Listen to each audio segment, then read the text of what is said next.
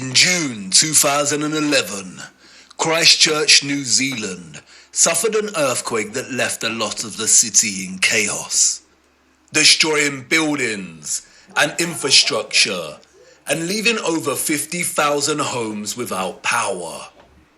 As a result, there were collapsed houses, ruptured water mains, flooding, and fires due to disrupted electrical lines.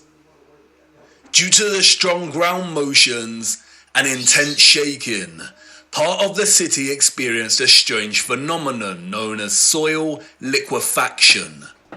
Sand boils emerged from asphalt roads, toppling and sinking cars, and causing boulders to fall from hills, resulting in more home damage.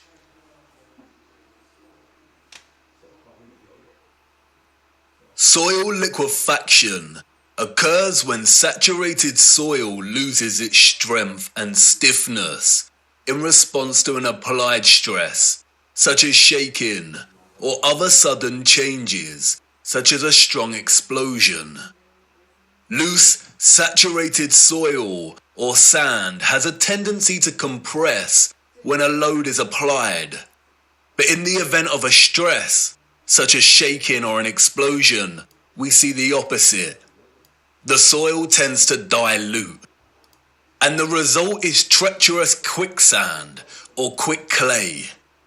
The land turns to liquid, causing structures of heavy mass, such as buildings, infrastructure, and cars to start sinking, topple over, or collapse.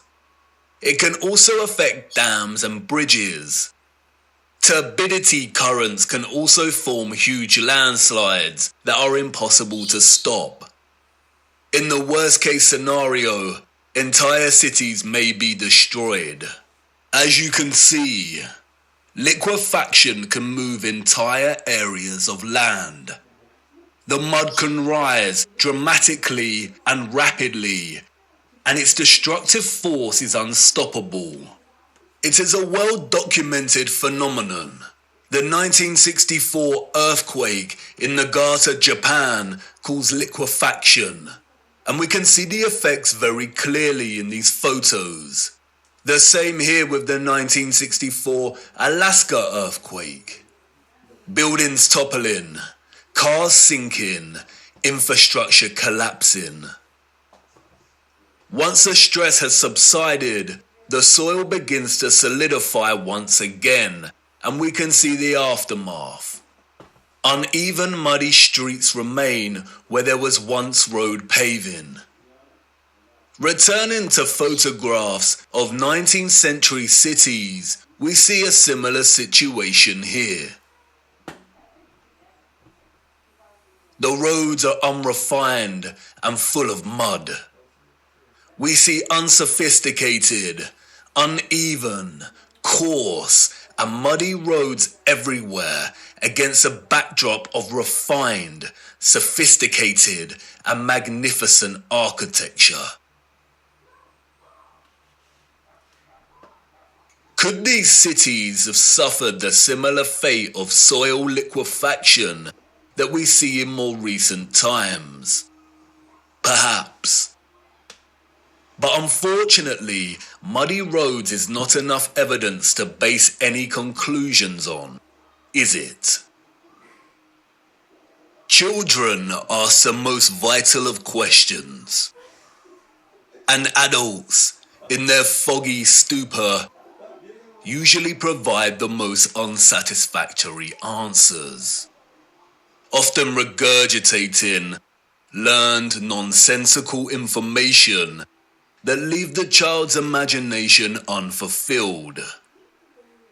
Squelching along these muddy 19th century roads, observing their surroundings, a child may ask, why did they build the windows so low to the ground?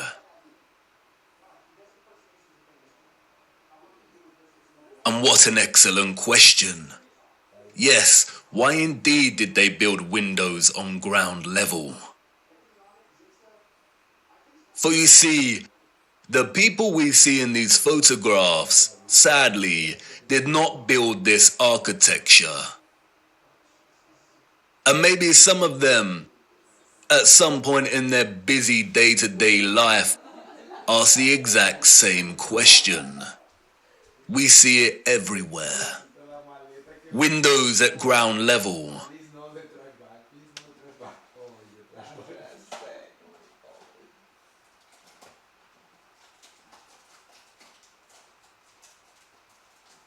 Windows partially below ground level.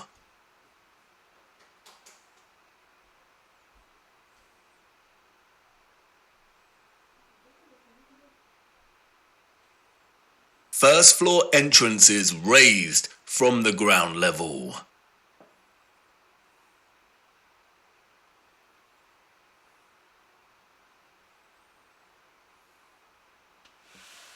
Steps leading down to entrances below ground level.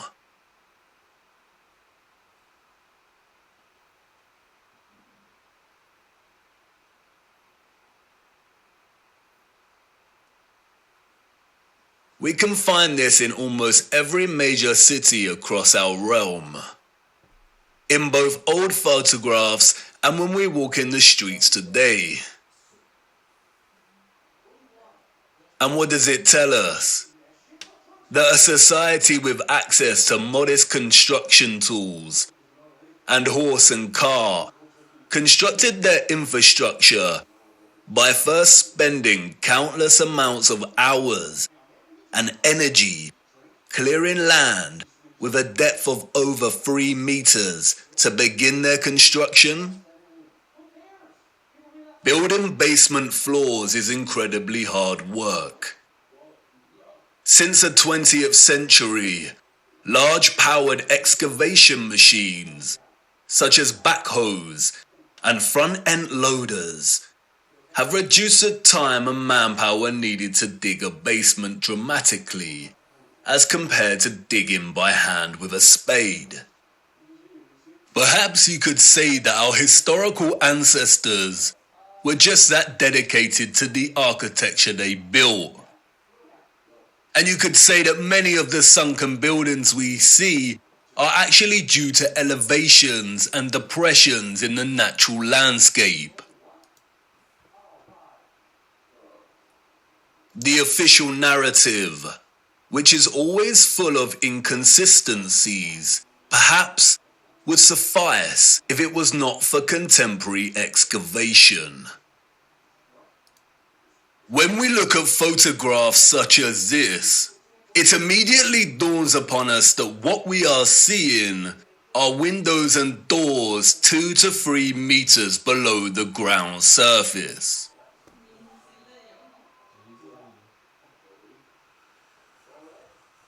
Why are there windows and doors underground?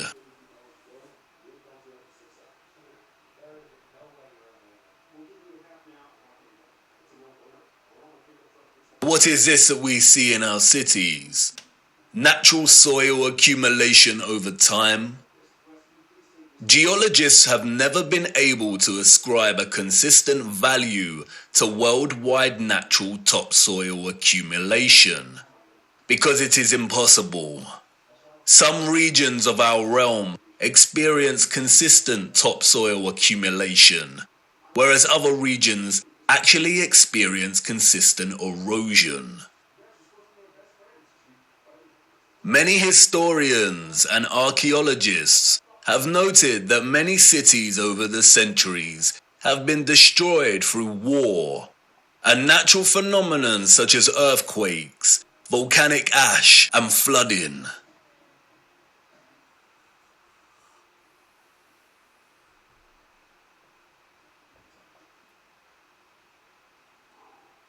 Aren't these just the layers of previous civilizations?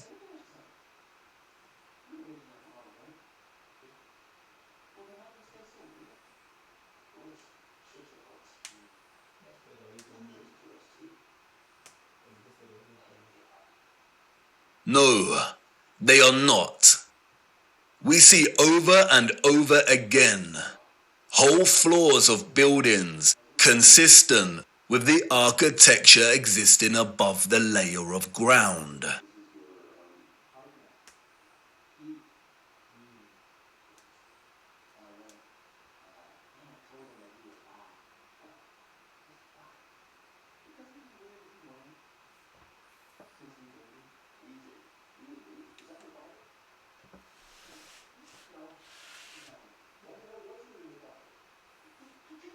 You see, what lies beneath is not the unfamiliar traces of previous generations, but of the same generation that built these structures. And once you really see this kind of sunken, buried infrastructure that exists in such prevalence across our world, you can never unsee it.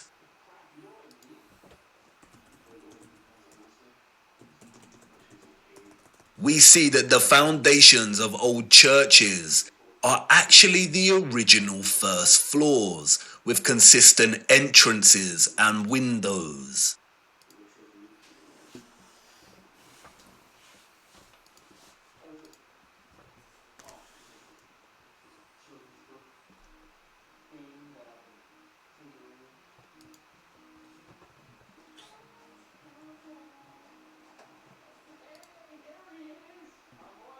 We see mosaics unearthed. We see pillars, columns and arches that were originally much larger, and it was the layer of soil that reduced their size, as if they weren't big enough to begin with.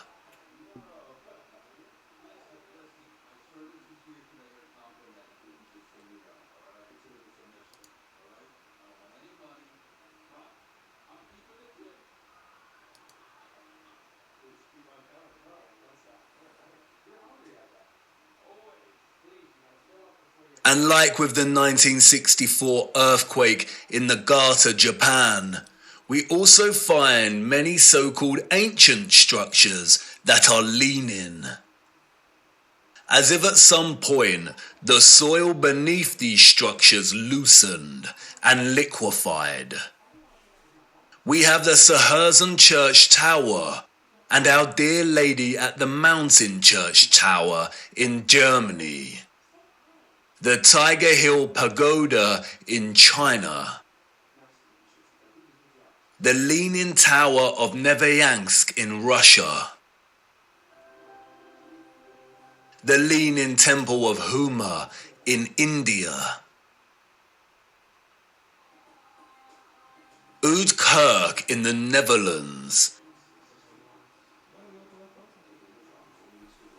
The Tower of Zaragoza in Spain. And, of course, the Tower of Pisa. The official liars of the world try to justify the buried and tilting structures we see, filling our heads with stories of antiquity and ever-changing geology. But it becomes trickier for them when we turn our attention to America. If we are to believe their narrative, then all of the buildings we see in 19th century photographs of the burgeoning American cities are newly constructed. Why do we see famous structures, such as the Washington Capitol building, with consistent infrastructure that buries very deep into the ground? And again, the inconsistencies do not add up. Why would an underdeveloped people waste resources, energy, and time constructing the foundations of the Capitol building to be consistent with the column style we find above the surface? The foundations did not have to feature columns.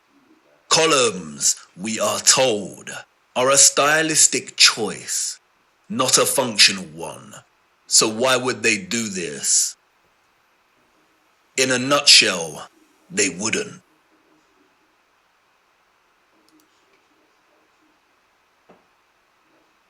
We see images that suggest that the people of the 19th century were actually concerned with moving a lot of the vast amount of mud we see, leveling the ground and excavating existing structures.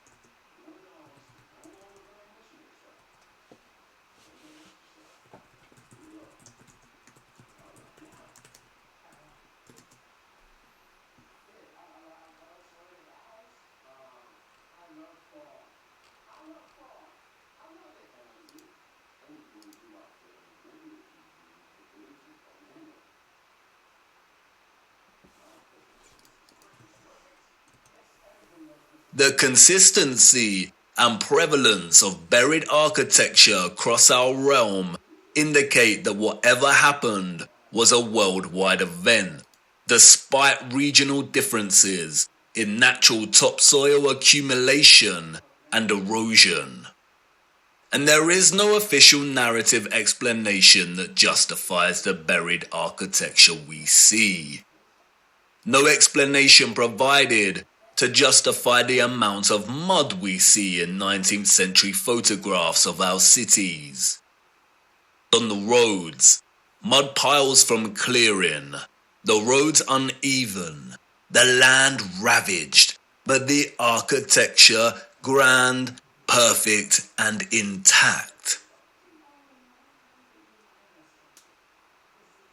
Applauded by literary scholars for his use of fog as an opening simile and metaphor to paint a portrait of London as a corrupted hub amidst burgeoning industrialization. Many often overlook that Charles Dickens's 1852 novel Bleak House actually opens with a different image. London, Michaelmas term lately over, and the Lord Chancellor sitting in Lincoln's Inn Hall. Implacable November weather. As much mud in the streets as if the waters had but newly retired from the face of the earth. Liquefaction caused havoc across Christchurch and the Garter. But these were isolated earthquake events, and only portions of each city were affected. It is not possible for there to have been huge, simultaneous earthquakes around the world during a similar period. Or is it? Even Wikipedia tells us that liquefaction can occur naturally or artificially, from an earthquake or other sudden change in stress condition. Even if this was the case, we do not see the same structural damage to the buildings in the 19th century like we do in cases such as Christchurch and the Garter. Most of the buried architecture we see is intact. It has either sunken or the ground level has been raised at least 3 meters, sometimes in a uniform manner, and other times partially buried in rolling mud hills, as if there were huge landslides. The strange case of the buried architecture provides the following conclusions. That what lies beneath are not the remains of previous civilizations. More often than not, the buried structures are consistent with the architecture we see above ground.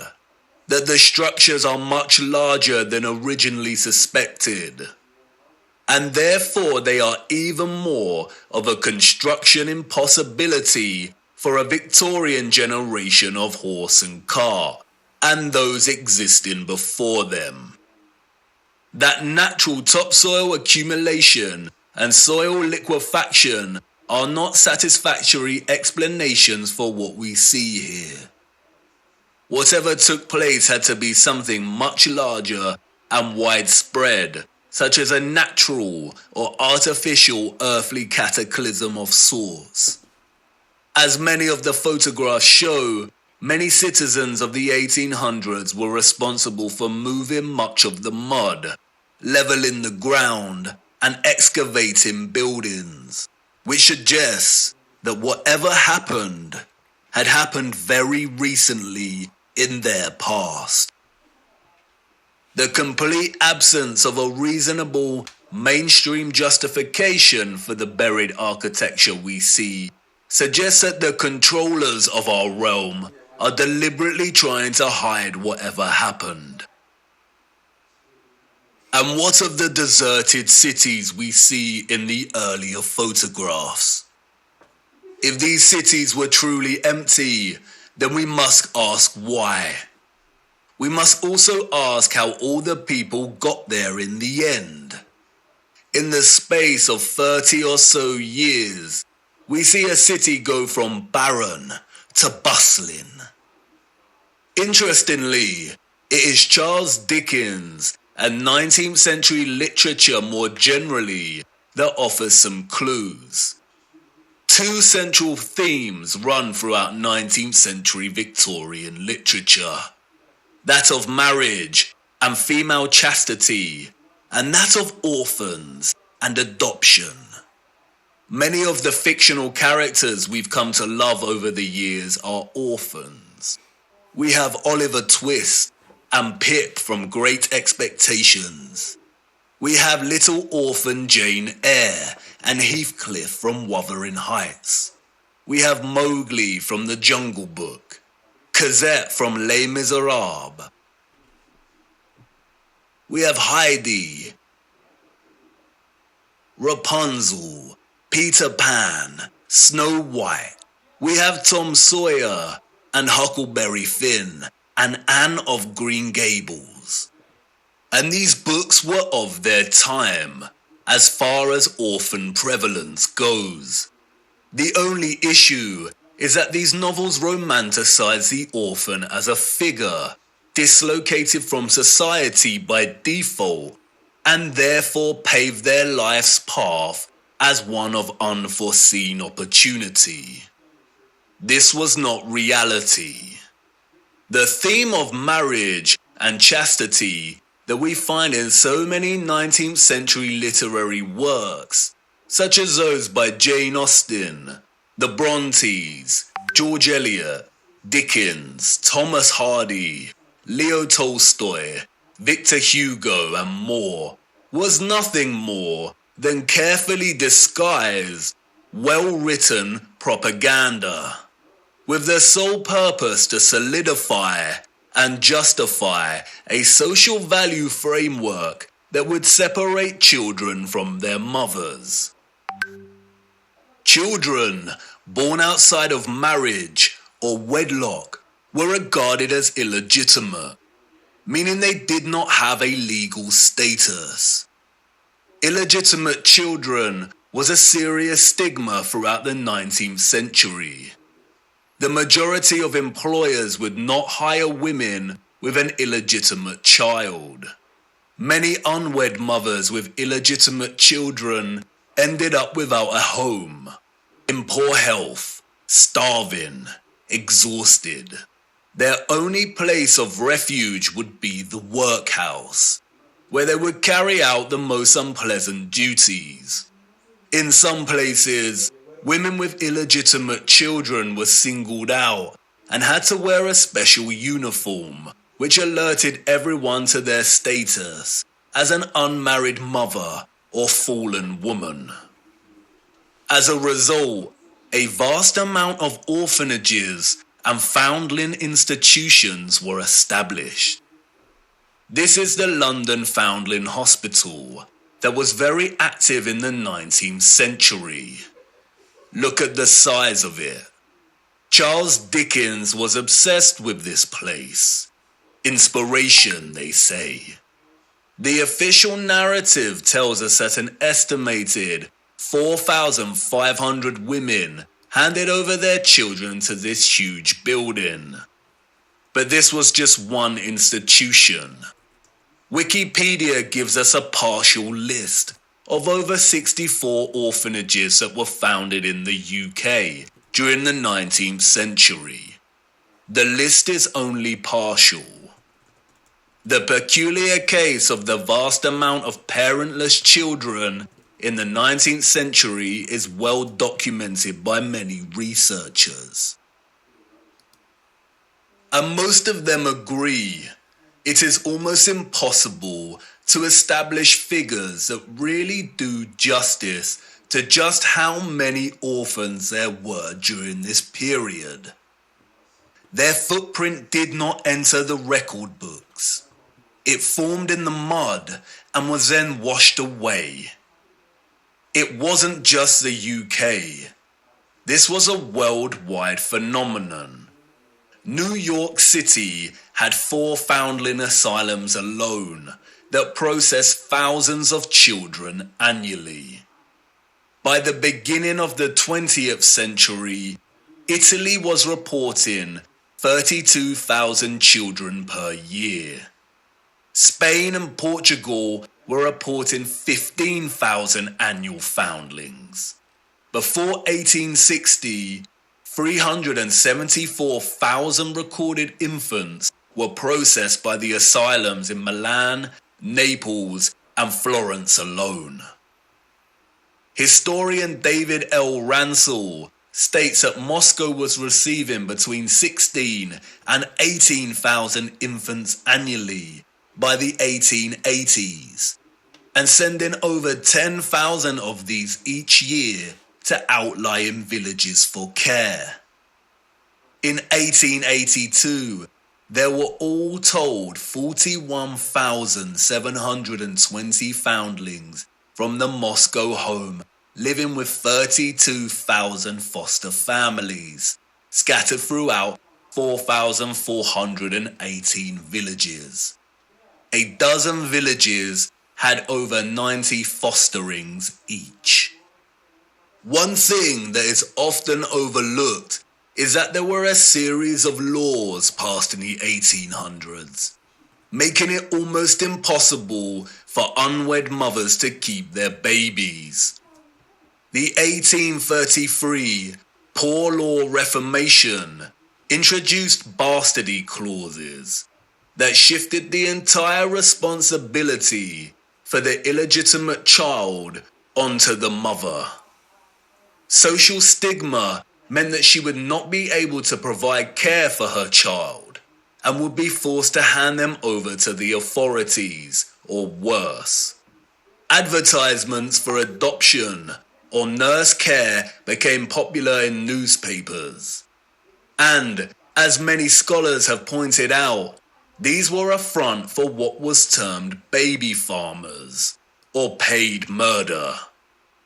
As Dorothy L. Haller states, the adverts may have been misleading to the general public, but read like a coded message to unwed mothers.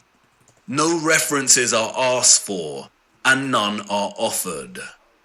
The sum of 15 shillings a week to keep an infant or a sickly child was inadequate, and a sickly child and an infant under 2 months were the least likely to survive and the cheapest to bury.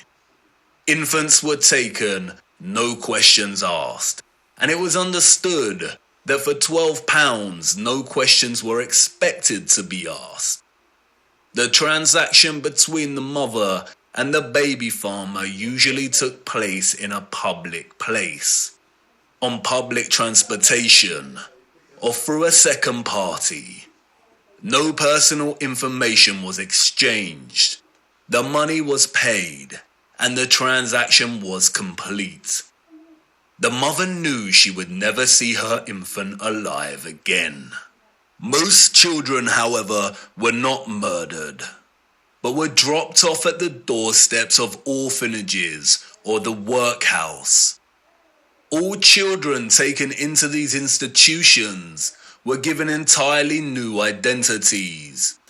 They were provided for with shelter, food, and clothing temporarily, and then sent off to workhouses or another location.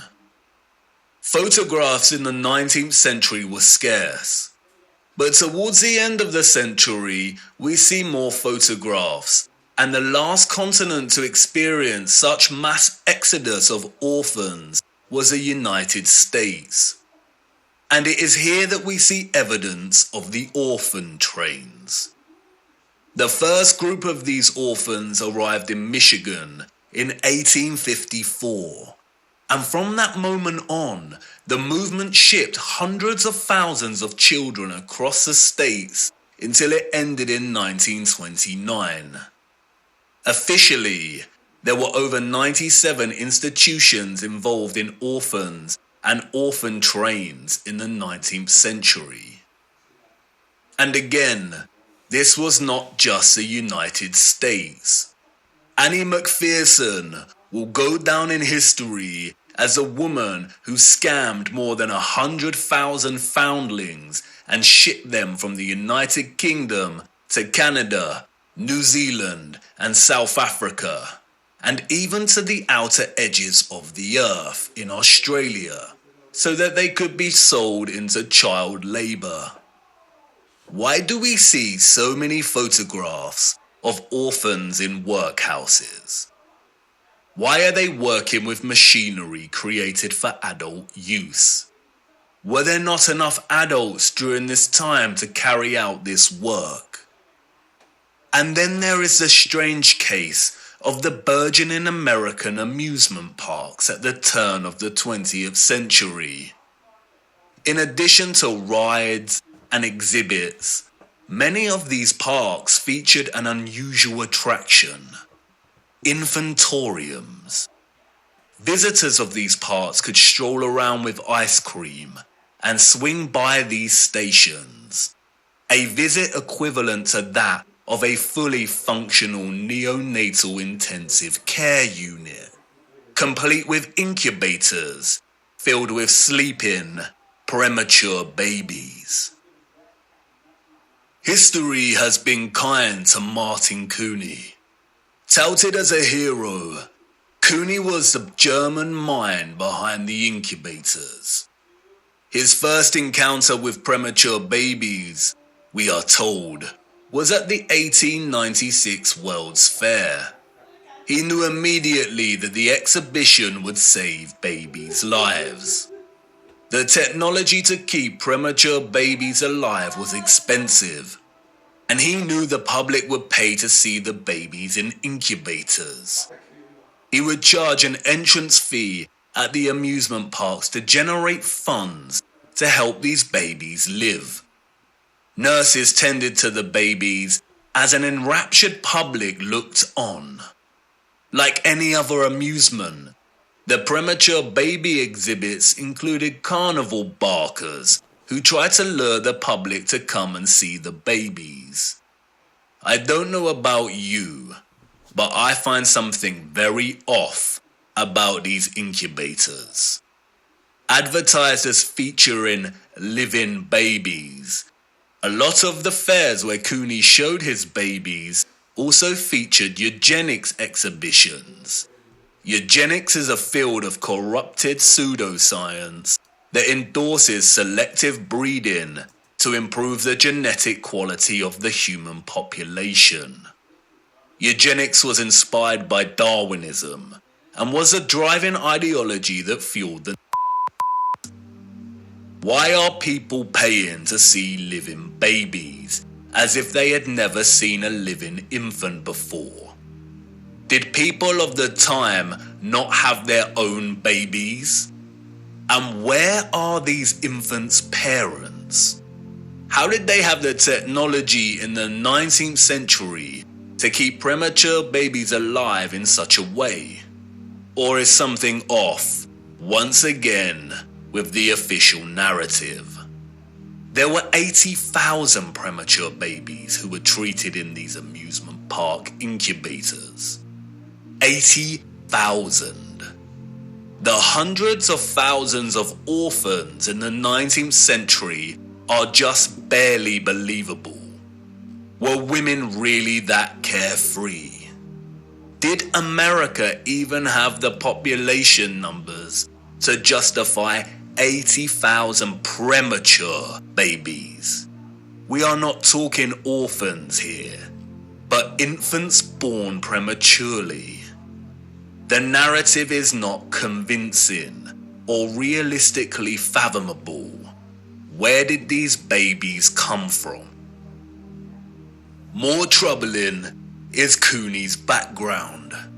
As many historians have pointed out, he had no medical degree or training. His story is a very similar one of unconvincing philanthropy that we find surrounding some of our contemporary figures today that also do not have medical degrees. And then there is Marie Dressler, a Canadian silent film and Depression-era movie star. She adopted one of these incubator babies. Celebrities and adoption. The official narrative conveniently leaves this out of her story and tells us that she may have had a daughter who died as a small child. But the photographs suggest otherwise. Did she adopt her incubator baby at one of these fairs? Were the fairs a front for illicit adoption of premature babies? Even if they were premature, did that mean they had no parents? Who owned and was responsible for these parks? And what happened to the babies once they grew and left the incubators? If something feels eerily wrong about the entire narrative surrounding these parks and orphans, it's because we are not being told the truth. Why were there hundreds of thousands of parentless children in the 19th century? Where did they come from? They were relocated all over the world. Europe, America, Russia, Australia, Canada. Why?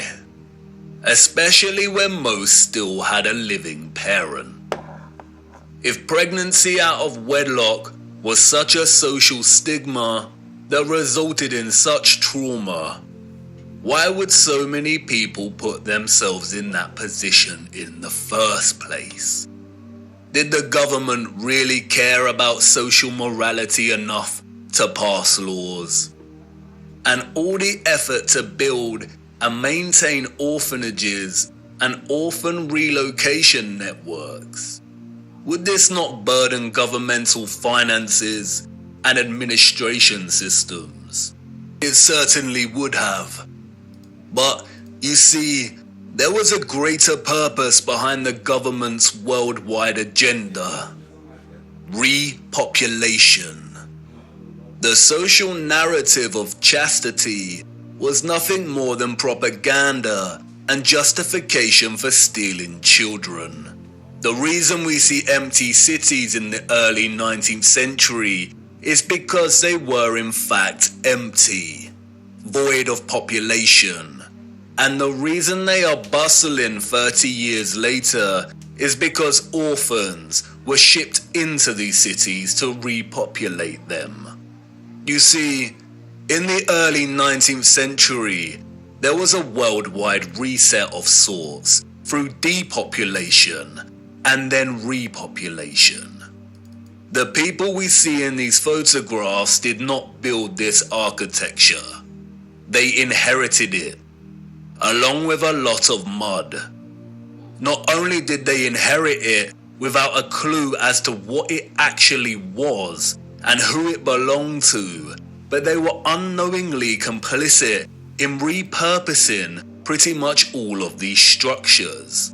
I know, none of this is making much sense at the minute. You are probably wondering why on earth these cities were empty and full of mud. What happened that meant governments needed to repopulate the earth? And I know what you're thinking.